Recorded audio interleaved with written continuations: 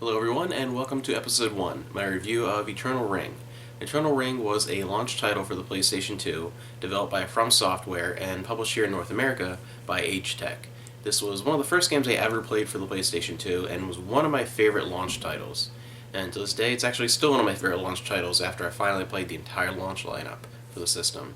Some of you may be a little bit more familiar with From Software's more current works, the Demon Souls and Dark Souls games, and I mention that because they are actually spiritual successors to the Kingsfield series, which is sort of the longest running and main series for From Software. And Eternal Ring is a spin-off from the Kingsfield series and the first game of that series to appear on the PlayStation 2. And it was a little bit different as a spin-off from the main series because it was made to reach a little bit of a wider audience, and some of the changes they had to make the game appeal to a broader range of people during the launch of a new system were negative and some were positive. In the game, you play as a young magician named Kane Morgan, sent to a dangerous, faraway island to recover the legendary Eternal Ring. Kane is a silent protagonist fighting his way through a very generic fantasy story, but as with the rest of the Kingsfield series, the story isn't really the focus. Instead, the characters and plot are there more to develop a sense of purpose, and aside from the intro and ending, the story is fairly vague and sporadically touched upon. In Eternal Ring, the focus is on developing a foreboding and mysterious atmosphere that utilizes seemingly endless puzzles and mazes and unique settings and creatures to drive the player forward through curiosity more than trying to find out what the next chapter of the story is. You're more driven by curiosity about what's around the next corner, what's in this area I see upcoming, what do I barely see through that fog, I really want to get there. Curiosity is the main thing. The island is an intricate puzzle of varied environments and winding temples and ruins that really flows freely to form a sense of like a unified environment with multiple pathways to get to and from each place that opens up slowly as the game progresses.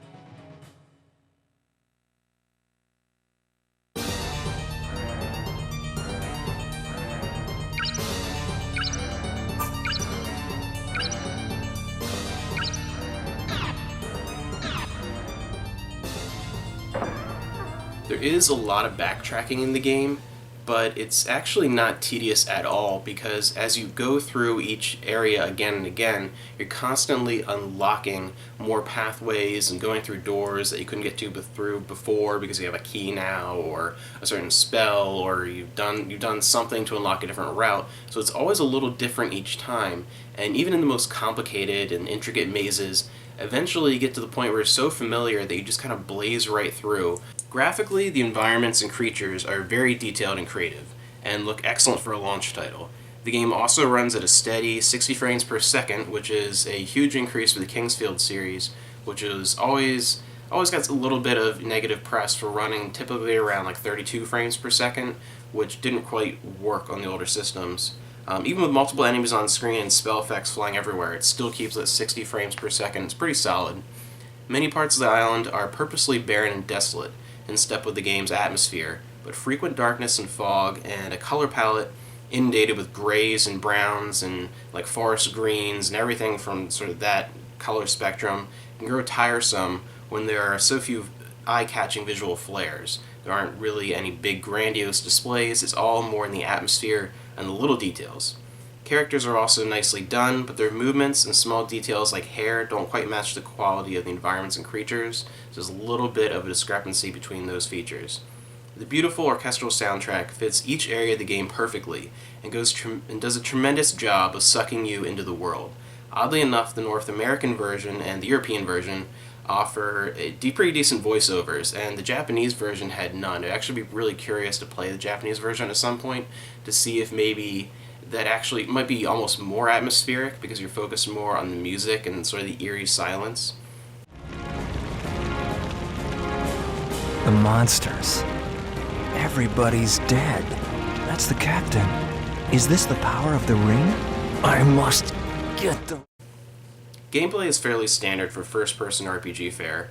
Fans of the Kingsfield series specifically will be right at home with the style of constant strafing and patterns of driving forward for an attack and pulling back to avoid an enemy's retort. Where Kingsfield differs from the rest of the series is in its namesake, the ring system. Throughout the game, you're going to come across various gems, typically your standard elements like water, fire, earth, wind, light and dark, and you'll actually use those to forge rings in a secret area where you'll make combinations of those rings. Depending on their levels, depending on their elements, you'll have different effects, and you'll create different magical rings. That's sort of the main focus of the game, is finding these gems and creating all these rings. But they're not only important for combat. A big focus on the game is puzzles, and a lot of those puzzles are solved using spells that you learn from these rings. For instance, if you have a door that's completely frozen over and it's locked shut, you can't get through it, once you learn the fireball spell, you're able to melt that ice and go through. And there's lots of other cases like that. Another thing is there's a valley with poison fog that you have to go through. And it's a very important place that links a lot of other places, but you can't make it through it all. You'll die a few feet in, you get poisoned, you can use all the healing spells you want, doesn't matter. Eventually you'll learn a spell that blocks out the poison for a select period of time, and you'll even have an indicator knowing when it's going to run out, and just recast it, and you can walk through there just fine. Where the game falls short is in its length and relative ease. Kingsfield, like the more recent iterations in the Souls games that more people know today, is known for punishing difficulty and long playtime, although that is partly due to the difficulty, meaning you have to repeat a lot of sections.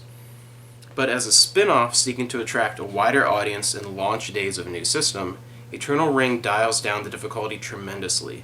Gamers who are new to the series, and especially those who have never played a game like this at all, will feel less intimidated and be able to focus more on puzzles and atmosphere without worrying about facing death around every corner. But for longtime fans, confronting death at every corner is actually a huge part of the draw, so a lot of them were disappointed about the changes that they made. The final issue is the game's length. Despite its many puzzles and backtracking, it's still a short game.